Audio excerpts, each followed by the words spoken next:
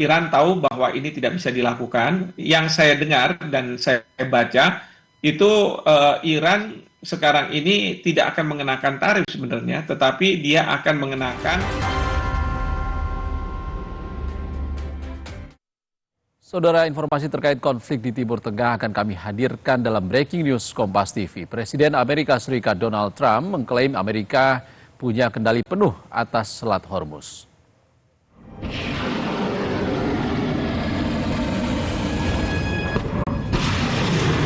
Trump yakin Amerika Serikat tak akan menghadapi masalah selama Iran menghormati mereka.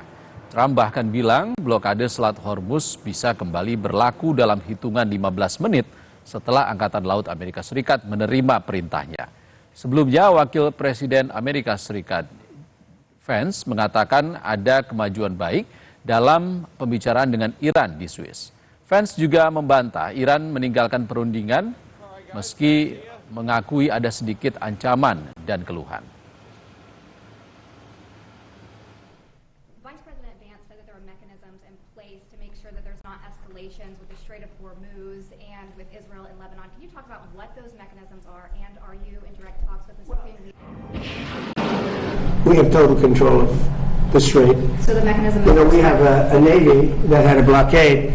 I think the blockade was more impactful than dropping bombs, if you want to know the truth. It was like I said, they call it the steel wall. Nobody got through. Not one ship got through, able to go to Iran. As long as they respect us, we're going to be fine. If they don't respect us, things wouldn't be good, but they have a lot of respect.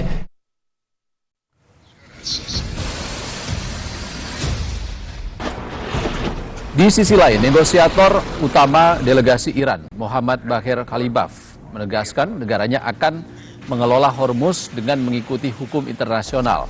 Ketua Parlemen Iran tersebut menyatakan hal itu tertuang dalam pasal kelima Nota Kesepahaman Amerika Serikat dan Iran. Pasal kelima itu berbunyi, Iran akan menjaga selat tetap terbuka sambil mengusulkan konvensi untuk aturan navigasi di Selat Hormuz.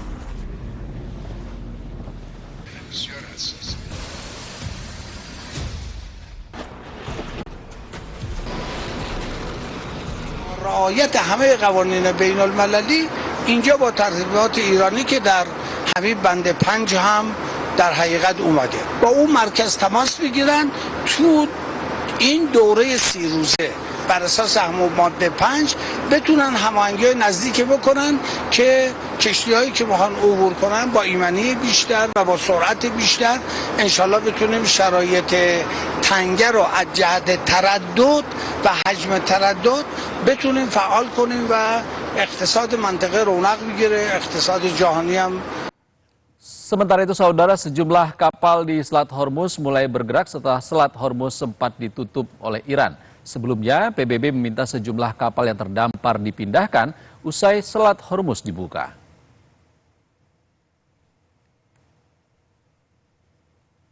Rencana evakuasi kapal dan 11.000 awak kapal yang terdampar dilakukan bekerjasama dengan Iran, Oman, semua negara pesisir lainnya di kawasan itu. Ini dilakukan agar jalur vital untuk pasokan energi global yang telah diblokir Iran setelah Amerika Serikat dan Israel melancarkan perang pada 28 Februari kembali normal. Sebelumnya, Amerika Serikat menyatakan bahwa para negosiator telah membahas mekanisme untuk memastikan selat tersebut tetap terbuka.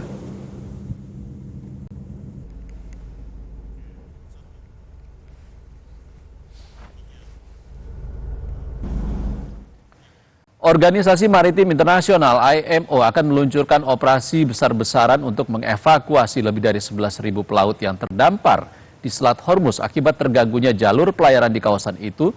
Juru bicara Sekretaris Jenderal PBB Stefan Dujarric mengatakan operasi itu dilakukan bekerja sama dengan sejumlah negara setelah IMO memperoleh jaminan keselamatan dan memastikan kondisi navigasi yang aman. Langkah ini diambil untuk mengurangi dampak kemanusiaan dari konflik Amerika Serikat-Iran yang telah memicu gangguan pelayaran selama berbulan-bulan, menyebabkan sedikitnya 14 pelaut tewas dalam 46 serangan terhadap kapal di Selat Hormuz. And also want to flag an initiative on the Strait of Hormuz from our colleagues at the International Maritime Organization, who tell us they will be beginning implementing an evacuation plan for more than 11,000 seafarers who remain stranded in the region. The large-scale operation will be carried out in close cooperation with Iran, Oman, and all other coastal states in the region, as well as the United States and the maritime industry. The IMO Secretary General, Arsenio Dominguez, said IMO secured the necessary safety guarantees and thoroughly verified the conditions for safe navigation to support these operations. The operation marks a significant step towards alleviating the humanitarian impact of the crisis on thousands of seafarers who've endured months of uncertainty, months of unrestricted movements, and mounting welfare concerns. Organisasi Maritim Internasional IMO dari Perserikatan Bangsa-Bangsa atau PBB mulai mengevakuasi lebih dari 11.000 pelaut yang terdampar di Selat Hormuz. Hal itu dilakukan usai Amerika Serikat dan Iran menandatangani nota kesepahaman untuk mengakhiri perang AS Israel di Iran. Lalu sejauh mana upaya ini bisa sepenuhnya berjalan lancar? Dilihat dari perspektif hukum internasional. Kita perbincangkan bersama Guru Besar Hukum Internasional Universitas Indonesia, Profesor Hikmahanto Juwana. Selamat siang, Prof. Hikmahanto.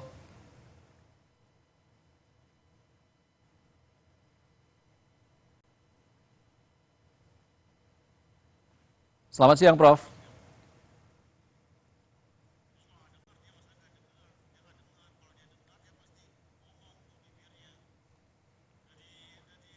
Prof, selamat siang. Prof. Hikmahanto Juwana.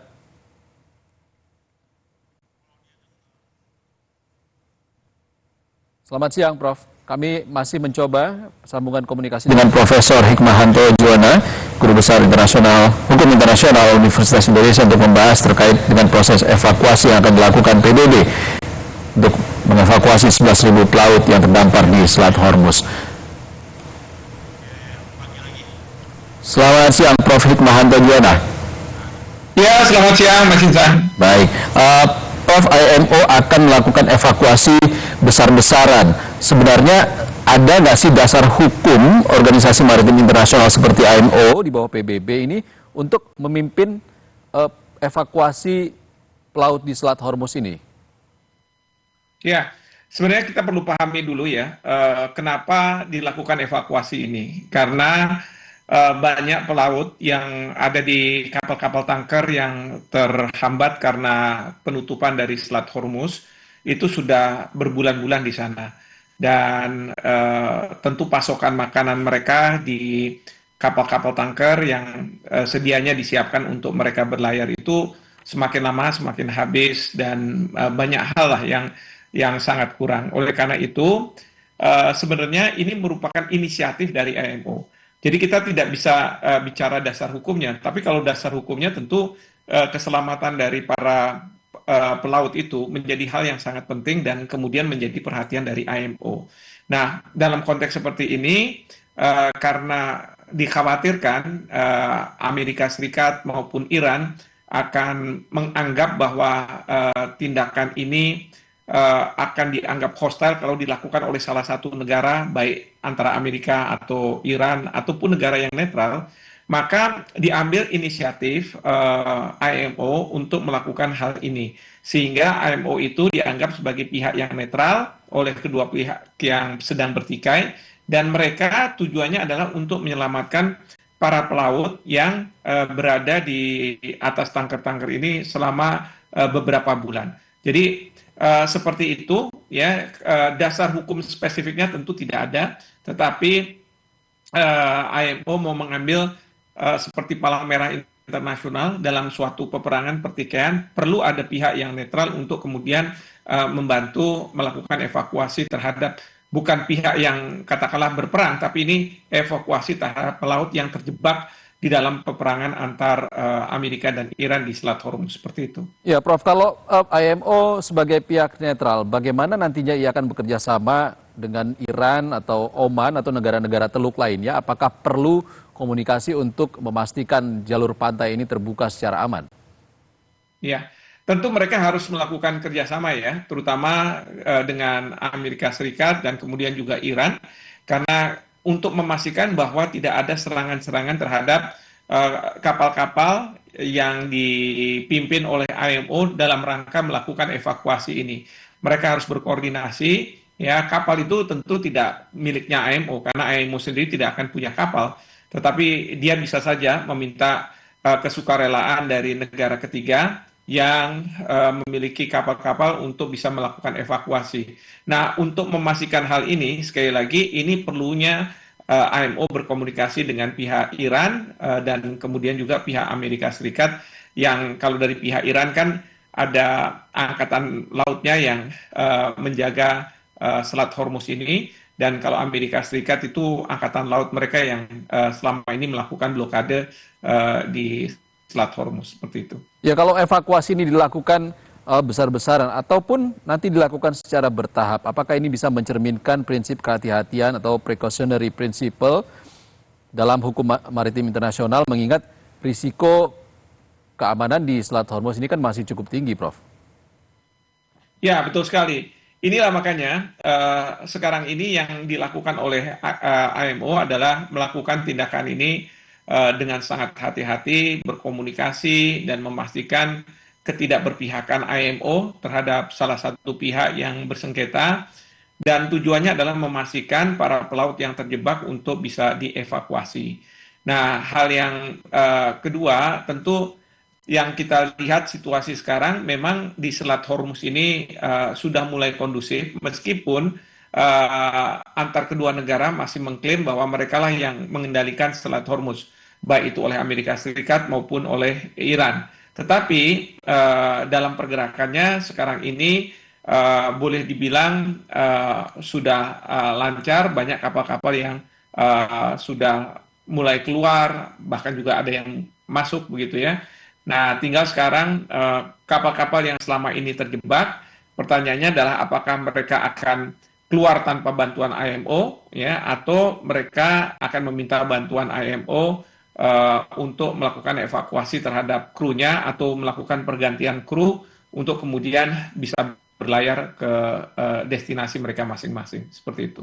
Ya, terkait dengan efek perang terhadap Selat Hormuz ini, Amerika Serikat melalui Menteri Luar Negerinya, Marco Rubio, mengatakan Selat Hormuz sebagai jalur air internasional itu tidak boleh dikenakan biaya atau tol oleh pihak Iran. Apakah ini sesuai dengan hukum internasional? Karena sebelumnya ada juga pernyataan dari Iran yang mengklaim bahwa selat ini tidak akan kembali seperti sebelum perang, Prof. Ya, betul. Jadi kalau dilihat dari sisi hukum internasional, betul apa yang disampaikan oleh Menlu Marco Rubio, bahwa di selat-selat di mana adanya pelayaran internasional maka tidak boleh dikenakan tarif gitu ya, dan ini memang ketentuan dalam konteks hukum internasional, hukum laut internasional sangat jelas. Nah, Iran di sisi lain dia menghendaki bahwa penguasaan Iran ini harus memberikan benefit secara komersial kepada Iran. Nah, tentu Iran tahu bahwa ini tidak bisa dilakukan. Yang saya dengar dan saya baca itu Iran sekarang ini tidak akan mengenakan tarif sebenarnya, tetapi dia akan mengenakan biaya bagi pelayanan memandu kapal-kapal tanker agar tidak terkena ranjau, agar mereka bisa tidak diganggu dan lain sebagainya. Nah, pelayanan ini ya tentu harus dibayar. Seperti sebenarnya di Selat Malaka ya, di Selat Malaka di wilayah kita itu banyak kapal-kapal pemandu Singapura yang disewa untuk memandu kapal-kapal besar ya, karena di Selat Malaka itu kan sangat dangkal untuk bisa melewati Selat Malaka dengan baik dan hati-hati. Nah, ini yang mungkin ingin direplikasi oleh pihak Iran sehingga mereka bisa mendapatkan keuntungan finansial. Ya, Prof, ada juga 2 kapal Indonesia yang masih tertahan di Selat Hormuz saat ini. Ya. Lalu bagaimana peran Indonesia dalam proses evakuasi ini? Jangan dijawab dulu, kita akan kembali usai jeda. Saudara, kita masih bersama dengan pakar hukum internasional Profesor Hikmahanto Juwana membahas proses evakuasi 11.000 pelaut yang saat ini masih terjebak di Selat Hormuz. Prof Hikmahanto, tadi kita sampai soal masih ada 2 kapal Indonesia di sana, Pertamina Pride, Gamsunoro, yang masih terdampar ataupun terjebak di Selat Hormuz. Anda pernah mengatakan saat awal konflik Amerika Serikat dan Israel kalau Indonesia dilematis posisinya. Di satu sisi ia ingin dua kapal tanker Indonesia ini lolos dari Selat Hormuz begitu. Lalu Indonesia juga tidak khawatir. Anda juga mengatakan dilemanya adalah Indonesia tidak mau berat sebelah begitu antara Amerika Serikat dan Iran. Kalau hari ini seperti apa posisinya, Prof? Ya, harusnya hari ini tidak ada masalah ya. Sebenarnya kemarin itu kan dari pihak Iran sudah memberikan lampu hijau bagi kapal tanker kita untuk bisa melewati. Hanya saja memang yang saya dengar adalah ya harus membayar tarif tertentu, pengenaan tarif yang mungkin ini jadi permasalahan. Tapi hari ini kan kapal-kapal bisa bergerak tanpa dikenakan tarif. Jadi saya tidak tahu pada saat sekarang apakah ada pergerakan terhadap dua tanker kita atau tidak.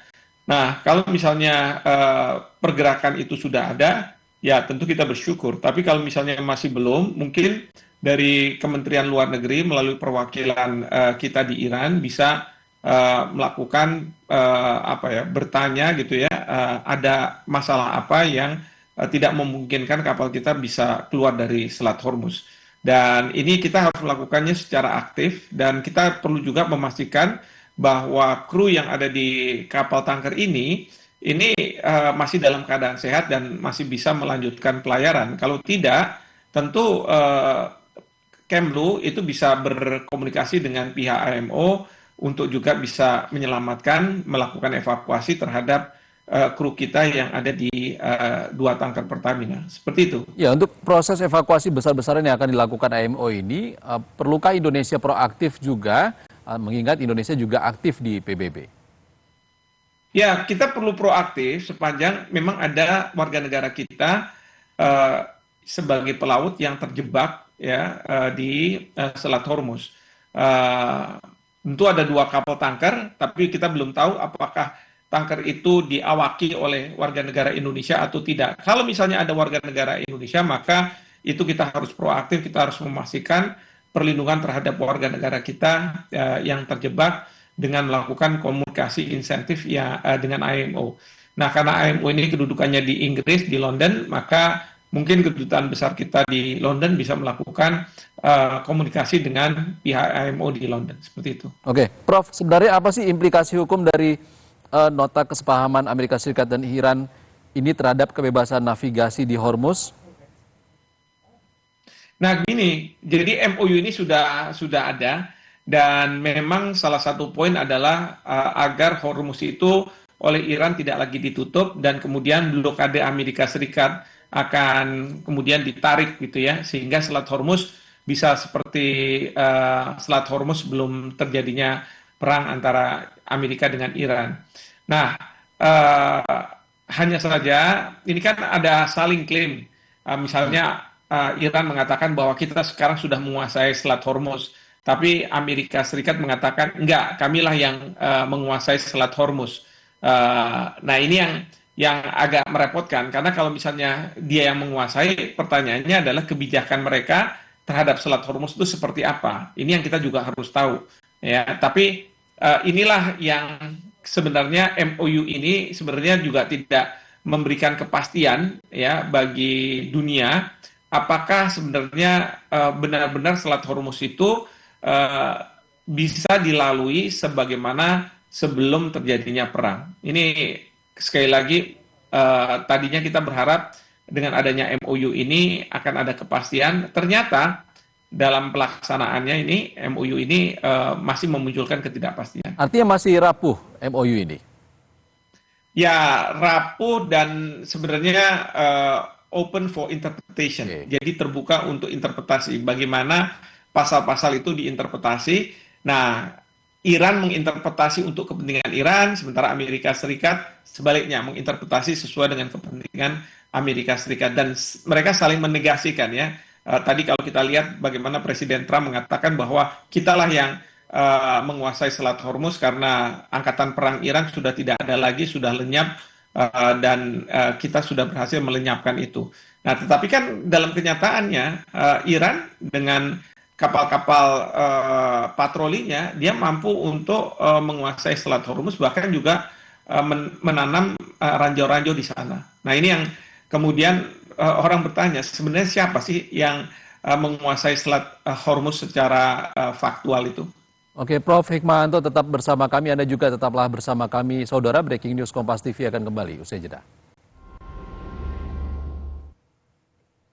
Saudara, kembali di Breaking News Kompas TV, kita masih membahas tentang proses evakuasi yang akan dilakukan Lembaga Internasional PBB, Organisasi Maritim Internasional IMO, untuk mengevakuasi lebih dari 11.000 pelaut yang terjebak di Selat Hormuz bersama dengan Guru Besar Hubungan Internasional Universitas Indonesia, Profesor Hikmahanto Juwana. Prof, tadi Anda mengatakan interpretasi terkait MOU antara Amerika Serikat dan Iran ini masih bisa muncul berbagai versi interpretasi seperti itu.